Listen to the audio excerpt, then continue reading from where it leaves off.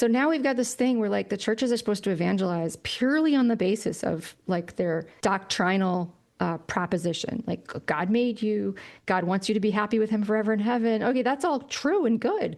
But Jesus did all those things to feed people's bodies and didn't talk to them about God the Father. So I feel like there's a conversation there about if you take away the function of the people of God in society, you actually make it more difficult for them to evangelize.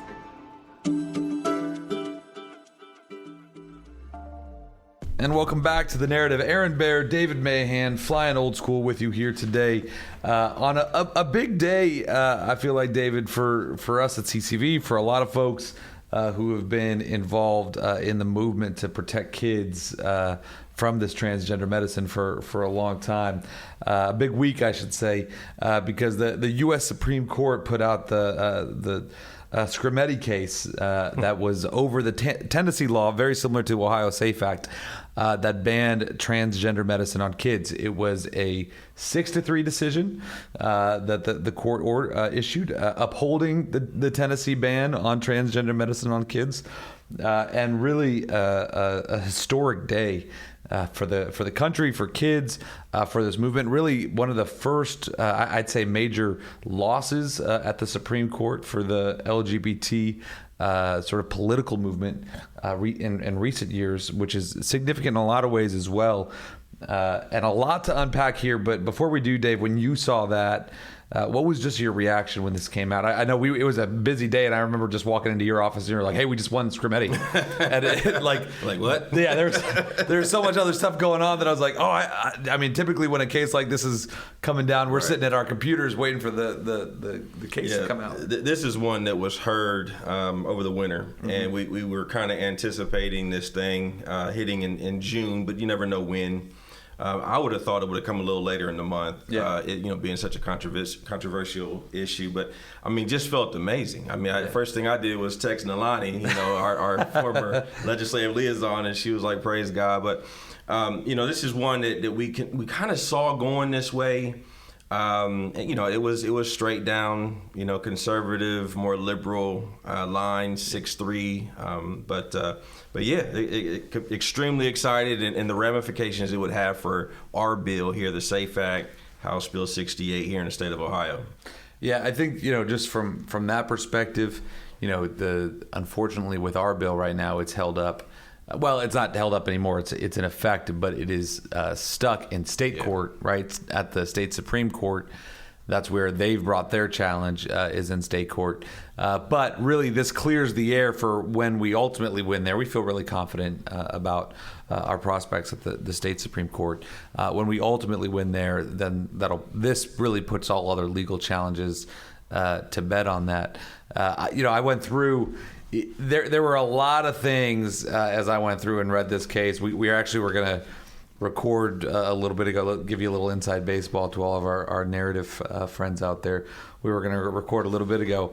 And with everything going on around here between the state budget and the fatherhood stuff and all that, I hadn't had a chance to really go through, other than Maria and I last night were just picking out fun quotes from Thomas's concurring opinion. So I hadn't even really read. You know how people they talk with their wives at night. They read. Oh yeah. Justice Thomas concurring opinions.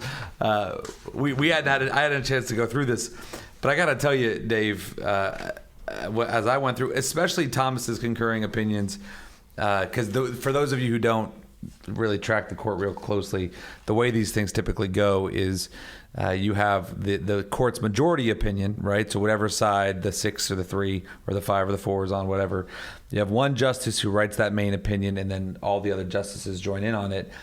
And then justices who are on a part of that, if they have other reasoning why they also think they agree with the majority side, they can call what's called a concurring opinion. Now, those concurring opinions don't necessarily carry the force of law the way that the majority opinion does, but they do provide insight into what the court is thinking.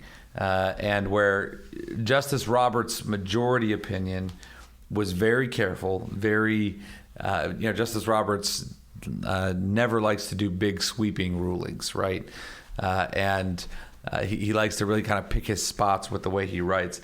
Justice Thomas, he was not having any of that.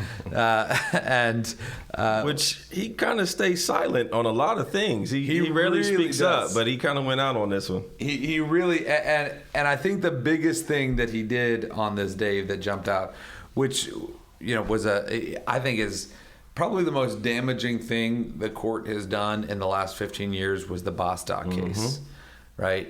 And for those of you who don't remember the Bostock case, this was the case out of Michigan where a man wanted to wear a dress to work and got fired for cross-dressing, dressing like a woman. And it was sort of the shocker of shockers that Justice Neil Gorsuch actually wrote the majority opinion, sided with the liberals in this case, to say that it was actually sex discrimination, and that the ban in Title VII on prohibiting sex discrimination and employment includes gender identity and sexual orientation. That was a unbelievably nonsensical decision when you read that decision, especially from somebody as brilliant as Justice Gorsuch. And it really would turn the entire world upside down if his interpretation were real. And I just have to say, Justice Thomas, in his decision, in his concurring opinion, did not pull any punches in his concurring opinion. I'm just going to read a few of my favorite quotes from here. One, after a long sort of takedown of Bostock, he said, "I would make clear that in all constitutional challenges, courts need not engage Bostock at all." That's right. Right. He just says this decision is Bostock is so nonsensical that we don't even need to pay attention to it. So the other thing that really jumped out in here was the way Justice Thomas went after the expert class here. And this has been something in the public policy space that the left has done to us for years and years and years, whether it was on abortion litigation or now on the trans litigation. They just flood the court with these so-called medical experts that they say, hey, we can't allow this law to go into effect, or we can't say anything on this because all the experts say, we need to allow abortion, or we need to allow kids to be sterilized. And I love this quote from Justice Thomas in his concurring opinion. "Taken together, this case serves as a useful reminder that the American people and their representatives are entitled to disagree with those who hold themselves out to be experts, and that courts may not, quote, sit as a super legislature to weigh the wisdom of legislation," end quote. I love it. He goes on to say, "The views of self-proclaimed medical experts do not, quote, shed light on the meaning of the Constitution," end quote. "Thus, whether major medical organizations agree with the results of Tennessee's democratic process is irrelevant." And that was a shot he was taking at Justice Sotomayor in her dissenting opinion. "To hold otherwise would permit elite sentiment to distort and stifle democratic debate under the guise of scientific judgment, and reduce judges to mere spectators in the construction of our Constitution." He goes on to really, this was the part to me that brought this home, because throughout American history you've had the so-called experts say some pretty awful things, right? It was the experts who closed our schools during COVID. It was the experts who, again, say that it's okay to tear apart a child limb from limb in her mother's wombs. But even beyond that, he quotes, it was the experts that, Justice Thomas reminds us, it's the experts that brought us the eugenics movement, which not only led to the extermination of millions of Jews, but all through over the world led to some pretty horrible actions against people because that's what they thought the science said. He writes, quote, "And when this court has nonetheless given exalted status to expert opinion, it has been to our detriment.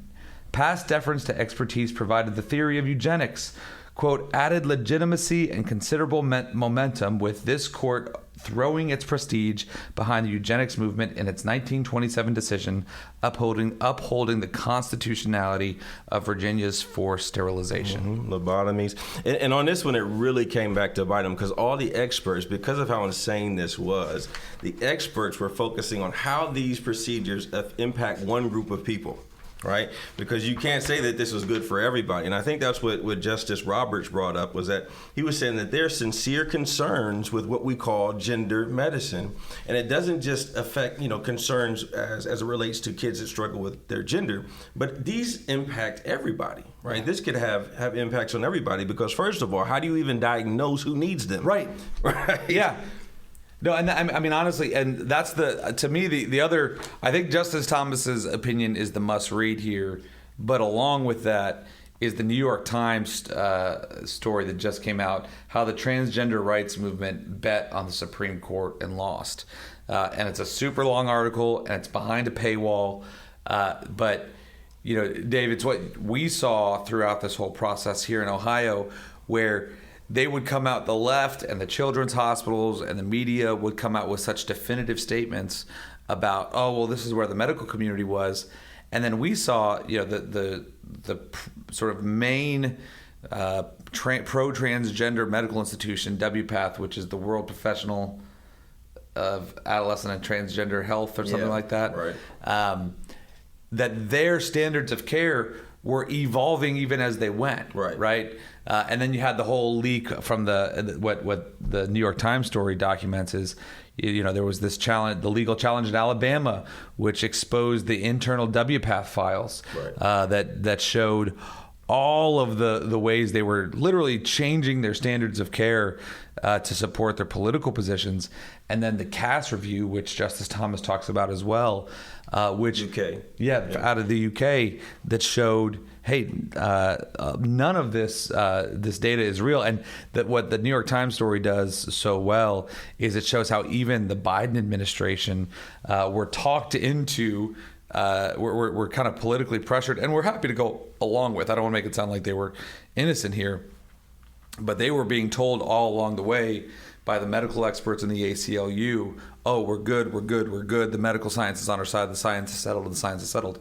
They all drank their own Kool-Aid, so that when all of this actually started coming out, that no, the science is certainly not settled, and actually the science is against us on this, they were boxed into a corner. And I think it's worth saying that the reliance upon experts kind of helps us, because a lot of the trans and LGBT experts that everybody was relying upon were the whistleblowers that said, we've been doing this for 30 years and it's not worked. Right. And without those voices, without the detransitioners who went down this whole LGBT thing, who in themselves are experts, I don't even know if we get to the point where we are today, where we have 25, 26 states pushing back on this thing. Well, and that's what's interesting about that is, I think what I'm seeing more and more is that true experts aren't afraid of debate and aren't afraid of challenge. Right. What you saw here with WPATH and what you saw with, whether it was, again, children's hospitals here in Ohio or so many of the sort of main, like American Academy of Pediatrics and all these guys, any challenge that was brought up to them, they would refuse to engage in honest conversation, right? I mean, I remember some of the first debates we had with, the interested party meetings we had with Nationwide Children's Hospital, and we'd be sitting in there and we would go round and round and round, and Representative Click would say, well, just give us some data then, and we can look at it and get back to you. And they would never. And yet, Aaron, and this is one of the few times I'm going to agree with you, at least publicly. Privately, I agree with you quite often, but publicly,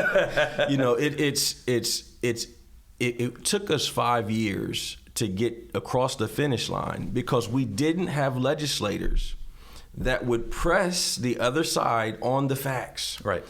And it was because it was just shut down. And I, this gets on my nerves when I see folks over there who are, their whole job in these committee processes are to vet the facts. It's the question. And they sit there quiet, probably because of the influence that Children's Hospital has on that particular committee or leadership, or the big lobbyists or all of that. Right. Yep.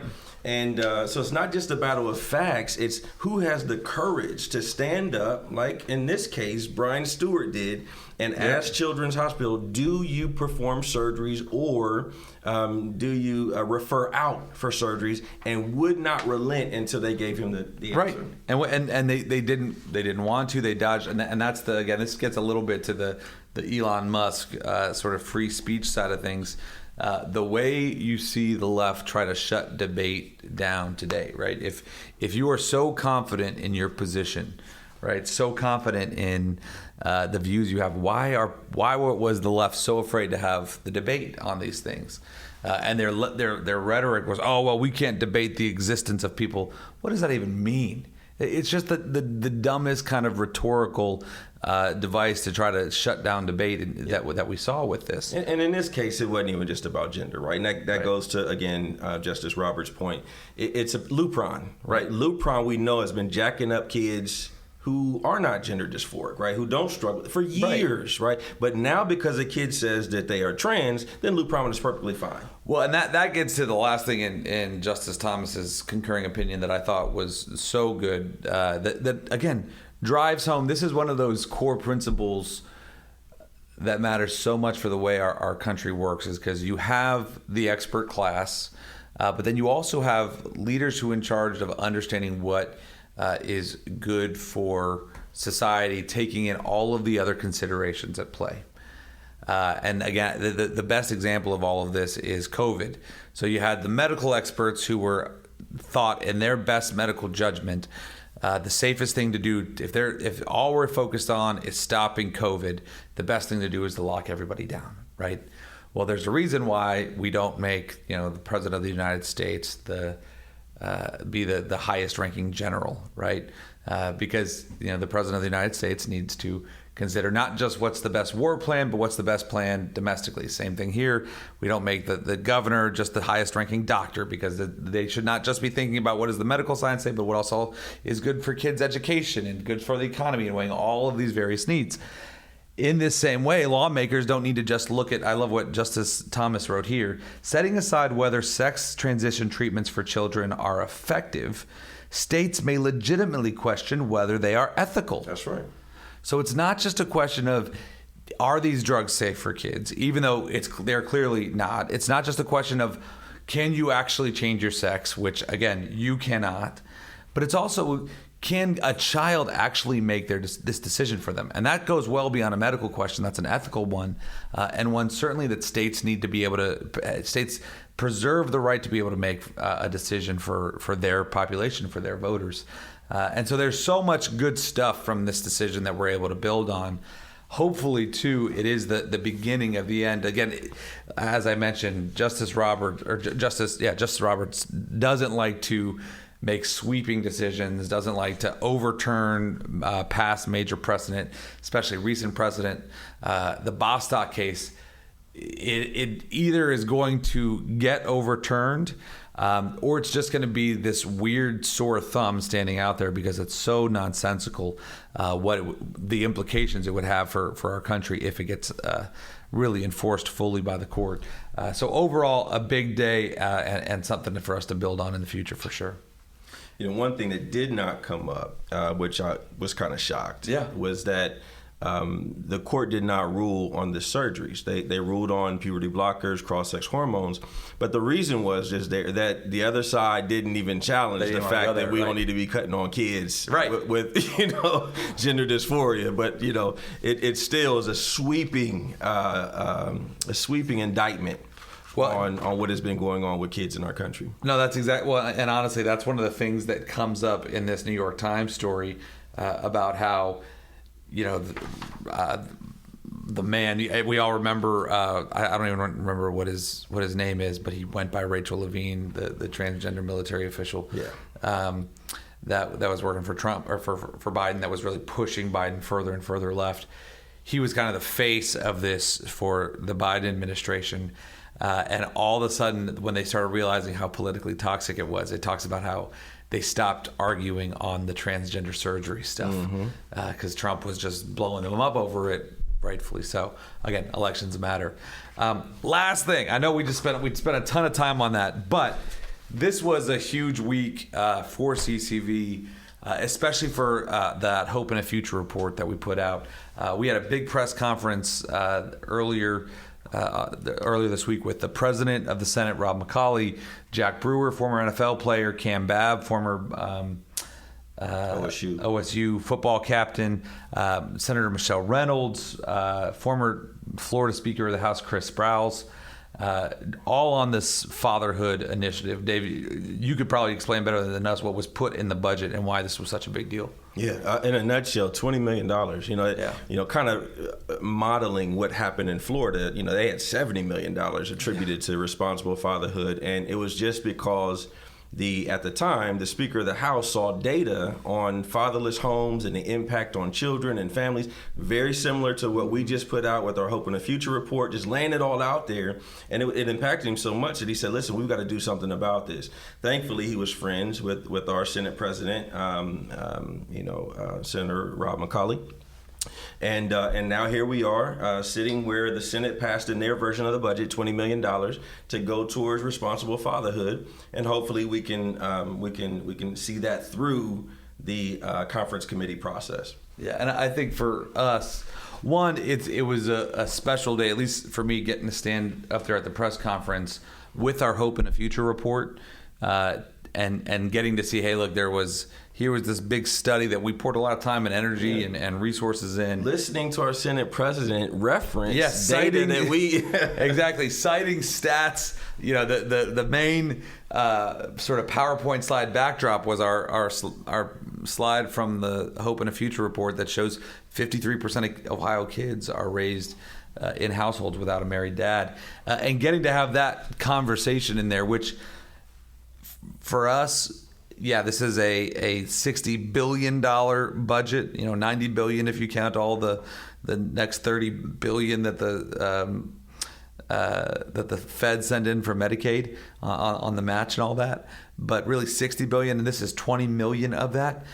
But in many ways, investing in trying to normalize marriage and family again, and fatherhood again, is so important. It might be one of the most important things this budget does, because ultimately everything that we're doing in the state right now, every issue we're trying to address, comes back to the decline of marriage and collapse of family. So big day, and excited about what is to come.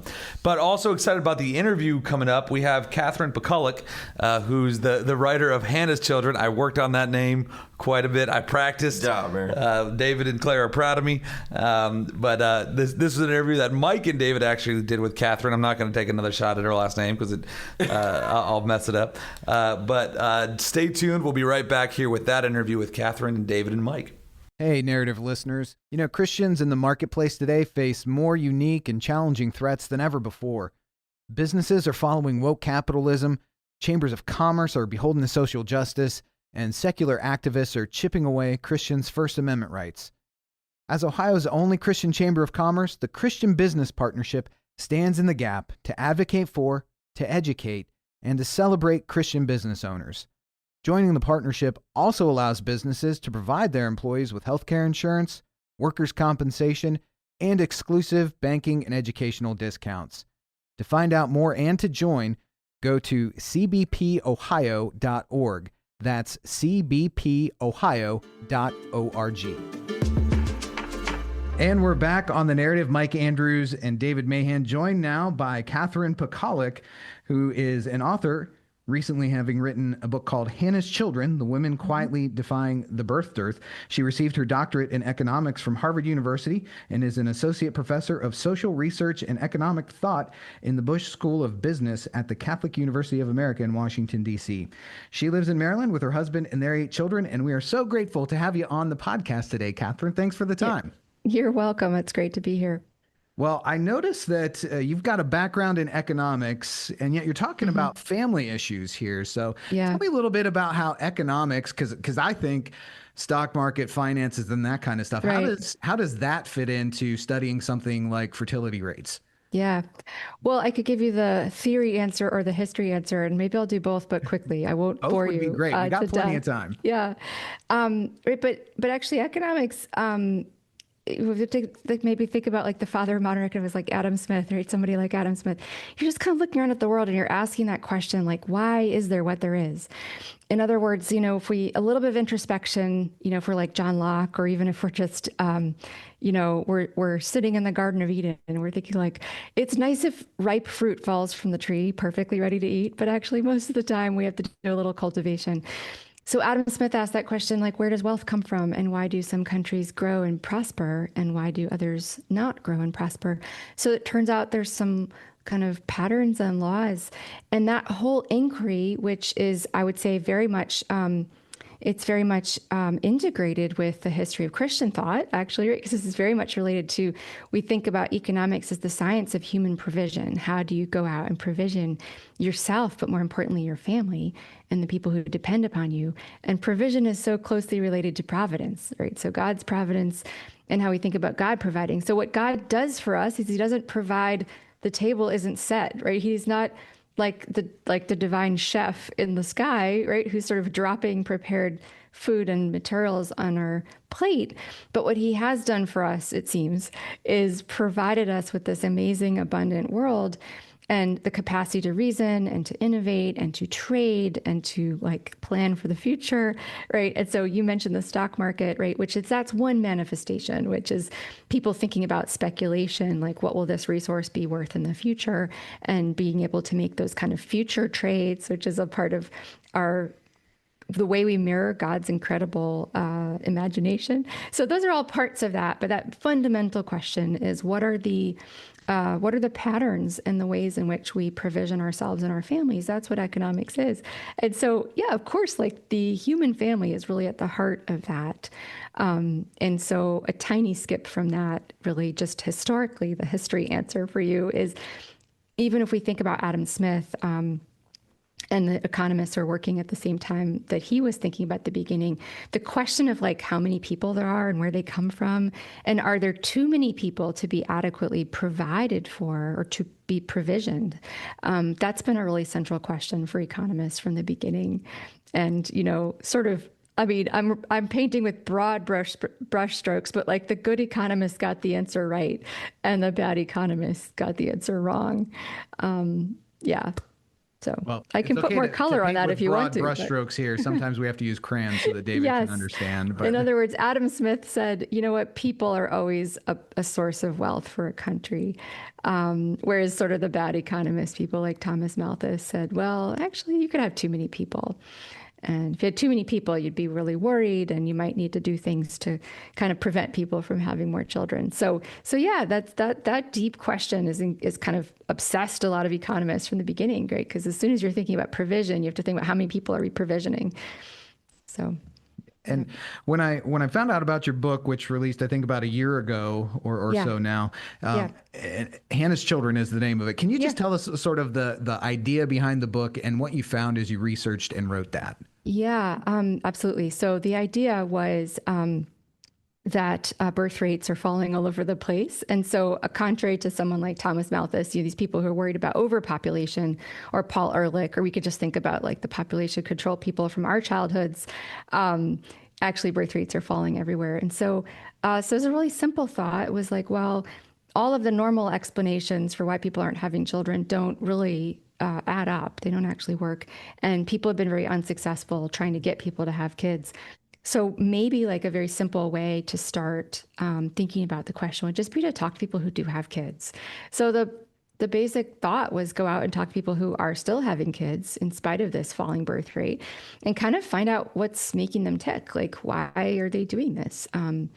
It's like a pretty hard thing to do to have 3 or 4 kids or 5 or 6 kids. So I basically traveled around the country and I talked to women in 10 different parts of the country and just got their stories. Like, what made you the kind of person that would want to do this kind of thing? What keeps you going? Like, what are your thoughts about it? So I tried to put all that together and tell kind of a coherent story of what it looks like to prioritize children given this backdrop. But I also think it helps us to rule out some of the casual and incorrect explanations about low birth rates today. Some of them being things like, oh, it's too expensive to have a kid today, right? It's like, of course it's not actually too expensive. Like our grandparents had kids in the Great Depression, and those were like really tough times. So it's not at least simplistic or too expensive to have a kid today. But what does that actually mean? Like, what are people saying what do people mean when they say it's too expensive? And so what I've tried to do is help frame that in an economic way. It's pretty understandable. So it's not that children are more expensive, but they are sort of lifestyle unaffordable. So it's not cash affordability necessarily, it's lifestyle unaffordability. And so those are the kinds of insights that are in that book. To pull that together, what can we learn from these people about this current moment?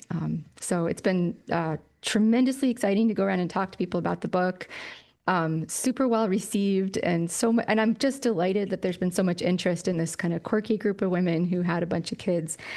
So much so that I'm going to go talk to the guys next. I'm going to go talk to the dads. Yeah, it's interesting. I have 4 children. They're all adults now. Mike's got about 23, 23, 27, I think. I don't know. I can't keep track of it. Yeah, and he's a great dad. That's so great. have all you want, man. Have all you want. That's great. We want the good ones having all those. But anyway, so we're looking at, you tend to look at family and marriage, at least in my opinion, one of 2 ways: religious or economic, right? Right. So religious, is a positive thing, right? Go be fruitful and multiply, Jeremiah 29, I know the plans I have for you. And then those plans are all about having kids and making sure that they find husbands and wives. And, but when you look at it from an economic standpoint, even in the church, the conversations that I have over the years, it can sometimes be a negative in terms of a net economic negative, right? Listening to your stuff, you're saying, wait a minute, no, if you look at it in terms of economy, it's definitely a positive, right? So we've got a 1.7 fertility rate here, right? Not even reproducing ourselves. And so what does that look like to a state or to a community to have such a low birth rate? Right. The way I like to describe it is like if you're from a place, or your parents are from a place where people all moved away, maybe I know the whole country beats up on Ohio. Everybody wants to say like, oh, Ohio is that, that's the picture of it, like these forgotten towns or something. I'm not sure that's fair. You live in Ohio, you could tell me that. But if you know a place where people used to live and then they've moved away, and it feels a little like, well, there used to be a Buc-ee's over there, and now there's like they turned the sign around, it's inside out, and like you drive by it, you're like, well, it was a Buc-ee's, nobody bought it, it's nothing now, and we don't really know what's happening. It's just that sense of like people are disappearing. That's really ultimately what it will look like. As right now, what we're seeing is things are moving around, like those people left one place and they went to some other place. But as the whole country or whole state starts to shrink, that is basically what you would be looking at, is that you'd see we wouldn't have people to fill certain jobs. And you could get a little bit of the way with like computers or robots or something. But I don't know any serious person who thinks we're just going to like get all the economic stuff out of like a totally digital automated world. So Catherine, is this something like that companies look at? Because, when you talk about industries leaving, a lot of times, what comes first, the chicken or the egg? And sometimes we say, well, people left because the industry left. But do employers and CEOs, are they looking at birth rates and fertility rates and saying this is not some place that we can really sustain business? Yes, I think that is very keen, and I'm glad you raised that point. Yeah, for sure, companies look at this. What we're starting to see now in the United States is really a kind of an unfortunate bifurcation, because what happens is with all these sorts of economic things, there's always like tipping points and a dynamism that takes place. And right now, if like you want to go and build something for the future, we're starting to see a lot of movement away from states like New York, high tax states, and states that have very low birth rates. Massachusetts. And where do companies relocate? Where do people relocate? They go to places like Texas and Florida. Lower taxes, bigger churches, more family formation, more births. The reason I say it's unfortunate is because, of course, it makes it much more difficult for us to sustain the kind of unity that I would think would want to have as a country if increasingly it's like, well, the businesses are going to go to these states, the families are going to these states. But yes, to answer your question, I mean, we're seeing this already on the international scale. We are seeing decreases in investment that big multinational companies would want to make into certain areas, and shifting production and capital formation to other places where there's a healthier sort of demographic picture. I mean, so just to name one name, I mean, right. So China, people have been shifting, Apple's been shifting production away from China for quite some time before this current political moment, precisely because some of these demographics in China are not so positive. The overall population in China, even according to official numbers, has been shrinking now for a couple of years. And a lot of that is really the downstream effect of that horrible government policies to suppress the birth rate that we all grew up knowing that was happening. We couldn't stop it, but it's had catastrophic effects for China. Yeah. You mentioned some of the sociologists or whatever their background may be that were talking in the last few decades about this overpopulation myth that was going on. That's probably a contributing factor to some of what we're seeing in the falling fertility rates. But we're grappling with it now, what that actually means. And we're starting to see that when we said the sky is falling with this, we're not actually exaggerating. So is there a way to reverse course from where we are right now, or have those rates fallen too low that we're going to be so far behind the curve we can't catch up? Yeah, no, you do hear this sometimes. You hear like, well, we like there'll be a point of no return, that kind of thing. You hear that. I think that's a bigger concern for really tiny countries that have like a very clear ethnic definition. Like as like in Malta, for instance, like I'm just thinking like, let's pick the stock example of a tiny, weeny country where, like you're either Maltese or you're not Maltese. And it's possible for one tiny ethnic group to have a birth rate fall so low that you can't see more of that ethnic group into the future. But if we're talking about the human race as a group, or like a whole country that's not like the United States is not ethnically defined, no, there's no danger of like a point of no return, right? The human family was started with two parents, and the human family can begin again with two parents. And so actually on that point, I think there's a lot of reasons for hope. And as you might surmise, I mean, my reasons for hope there have a lot to do with religious testimony and conversion. So a whole lot of the people I interviewed, at least half, did not hit adult life planning to have, even 4 children. They were just sort of normies, the way we would say, like they just thought like, I'll have the kids that I have. I'll have 1 or 2. I'll have a boy and a girl. But what happened was that they had religious conversions of some type or another. They either met a community that they thought, these people are so great. They really took care of me. They love me. In some instances, they were drawn to a religious community because of the offerings for their children, either sports or a school environment that was better for them than what the alternative was. And then they looked around and they went, wait a second, like a bunch of people here have 3 kids and they don't look strange. And so then it's kind of like it catches, or it's the kind of thing you see things are possible that you didn't know was possible. So that type of conversion is the wild card. I wouldn't want to say it's the way we can't forecast into the future, and we shouldn't have gloominess or we shouldn't be despairing. But you notice what I didn't just say. What I didn't just say is like, there's going to be a silver bullet policy. I do not think that juicing the child tax credit or providing baby bonuses like that, we don't see that works very, very well to do this. But I do think conversion is the wild card. And actually, we could see a lot more of that, particularly as the things that people have placed their hope in for most of my lifetime start to become less exciting.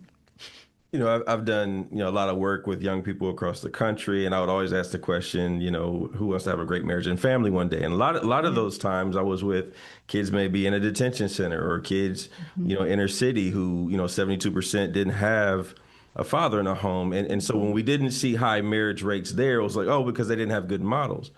But then as my kids started getting older and, we influence in different areas, a lot of strong Christian families, 2-parent homes, their children are having a hard time finding spouses. And even, it's not that they don't want marriage and family, but they're finding a hard time.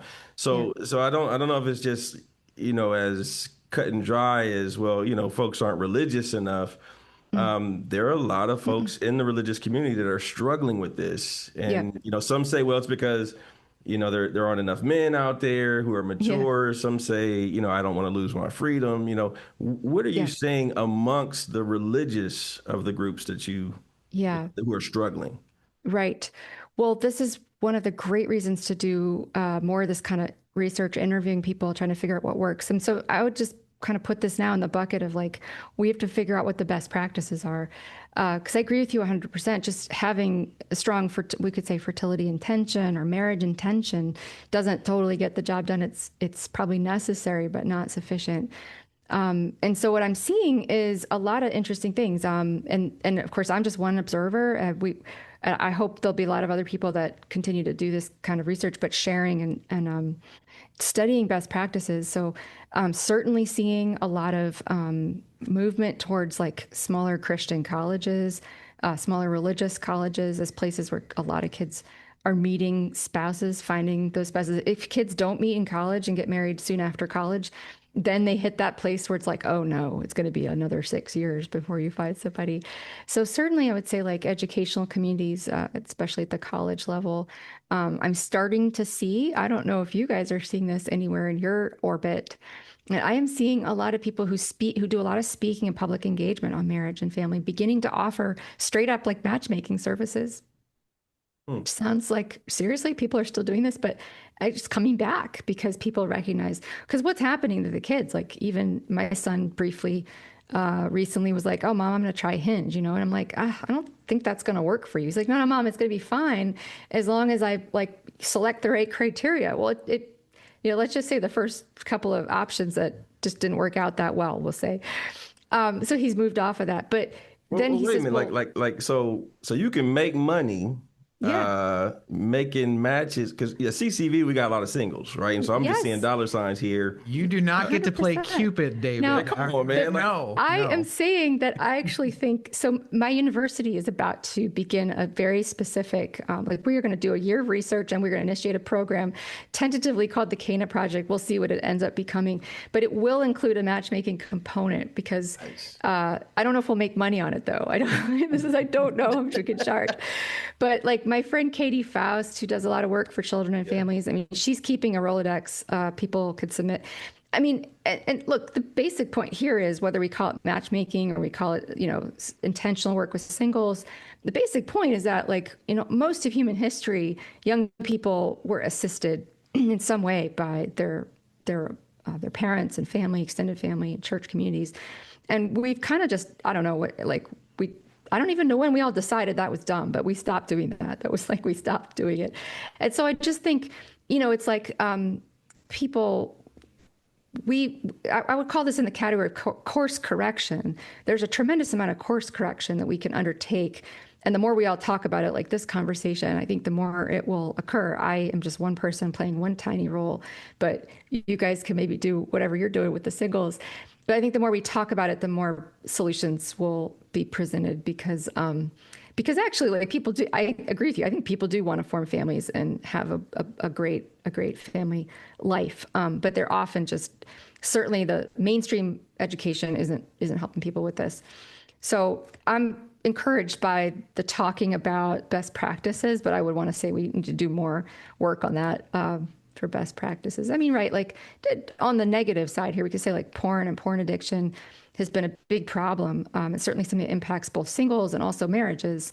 And I do not think we have even yet scratched the tip of the iceberg in the kinds of best practices that as a Christian community, we could begin to recommend, to develop, because we know it's a problem, but now it's like, all right, what do we do? What do we do about it?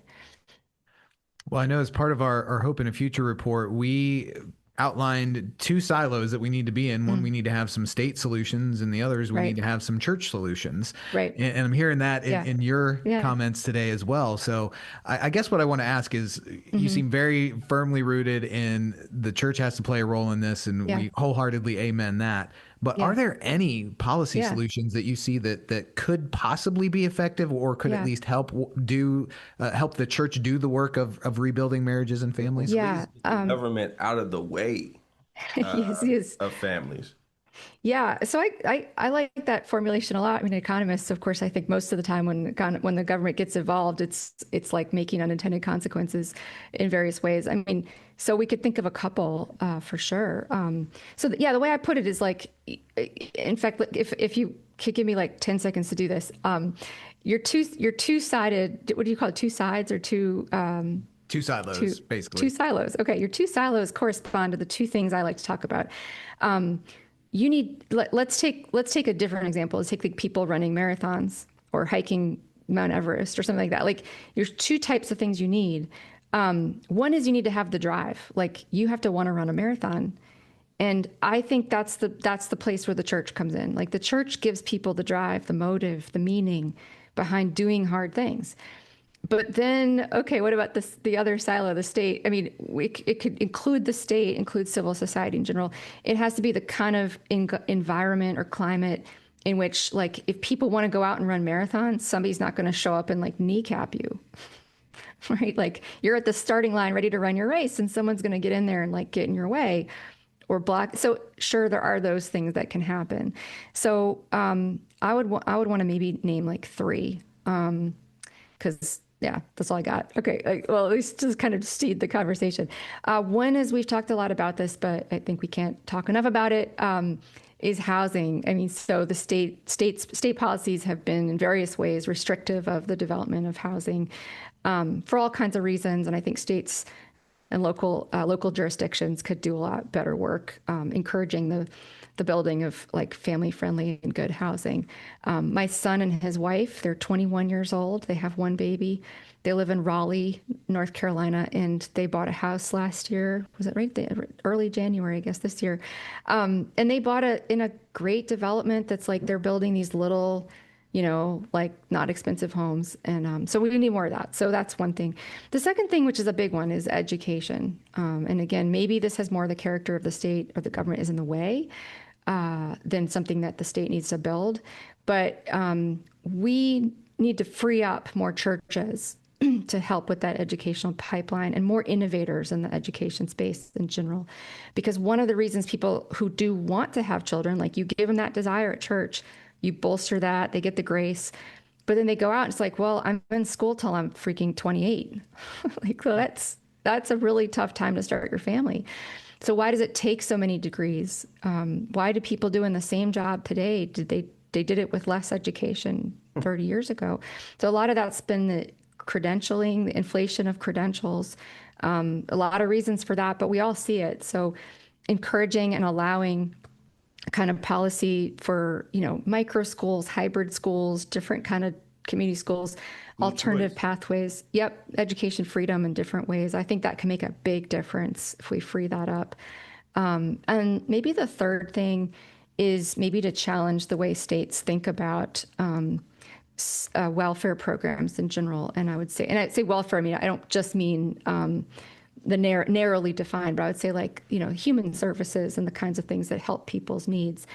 By and large, we sort of think like, if you're going to have access to state benefits or access to city benefits that are designed to help you through your problem, you're going to do that in a way that is not attached to your church.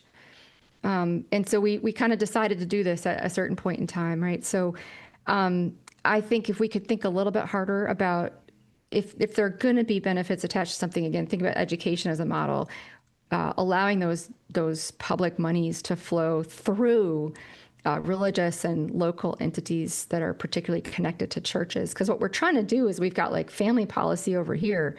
Let's help women with children. Let's help. But then we've got like, we're not even thinking about the churches as part of that program. So we know that, for instance, like ministries to people in prison are much more successful when they're connected with meaning and purpose, and churches are much more successful working with people who have challenging backgrounds. Why would this not be the same when it comes to sort of basic, like beginning your life, all the kinds of times, single moms with kids? Why would this not be the case that churches would be more successful? So, I don't know what that concretely cashes out to look like, but I do know that like, it's a big place we could work. We've been hung up for like you know, and I'm not a lawyer here, but like we've been hung up for like 50 years with all these stupid like constitutional arguments whether it's okay to let the dollars pass through a religious institution. And that seems like we get over this, because like it's, even if it's like it's past the constitutional test, it's much more effective. Right. So we see this like everyday religious schools do more with less. They do more with less money. So that's the kind of thing that I think we could definitely make a difference on this. Well, there you go, state David, side. Mr. Policy Director. You got some stuff to work on. This there. You've already checked a few of those boxes. That's true. That's Couple of true. those boxes. I mean, it is helpful though to hear that the solutions that we're working on are part of the broader solution that we do want to see this cultural change that can only come when the church has the opportunity to be the church, is basically what we're looking at. Right. Yeah, that's right. I mean, we've stripped away over the years what I would say, like, I guess I put it this way, like, what's the job of the people of God, like in society, right? So the job of people, what we owe to God is worship, right? We owe him worship, and we owe him our fidelity. We owe our obedience. But we've come together as a people. What's our job at society? Well, our job traditionally in society has been understood as feeding the poor, clothing the naked, visiting the imprisoned. We could go down the list, right? And what we've done little by little over the last 100 years in the name of progress or the name of efficiency, I'm not sure what it is, we were like, oh, but you know, we could do this better over here. It's not. So now we've got this thing where like the churches are supposed to evangelize purely on the basis of like their doctrinal proposition, like God made you, God wants you to be happy with him forever in heaven. Okay, that's all true and good. But Jesus did all those things to feed people's bodies and didn't talk to them about God the Father. So I feel like there's a conversation there about if you take away the function of the people of God in society, you actually make it more difficult for them to evangelize. Because nobody thinks about church smite where you go to get your needs met. You don't need a haircut at church. You don't need your groceries. You don't get them at church. You don't get a good meal at church. The music's terrible. I mean, there's nothing that you're getting your needs met at churches. And so like we could A lot of backpacks. definitely, yes, exactly. All right. So that's like my spiel there. But I think that's a place where we got to really challenge a lot of what we would call like the governmental provision of things that are really the function of the people of God. If you take away the function of the people of God, it's like taking away their muscles, and they're just left with this like abstract proposition, like you should go to church because you should, but it won't do anything for you. Well, that's great stuff, Catherine. We've enjoyed the conversation. Before we let you go, I want to give you the opportunity. Where can people find the book if they want to, or just stay tuned to your work and any upcoming projects that you have coming up? Sure. So, the book is on Amazon. I mean, of course, it's on Barnes & Nobles as well, and the publisher, Regnery Gateway. I don't know, this podcast will get stale, I'm sure, at some point. At the moment, and for the last few weeks, it's been on like a half off sale at Amazon. I don't know if I'm the loss leader for Amazon at this point, or if I like that, but I'm cheap on Amazon right now. So that's probably the best place to find it. And ongoing. I mean, I usually tweet about my new work on X. I'm not a mad tweeter, but that's where I usually put my work. And hopefully, in the next 6 to 12 months, I'll have more stuff at the university. We're going to definitely try to formalize some of this work around marriage and family promotion at Catholic U.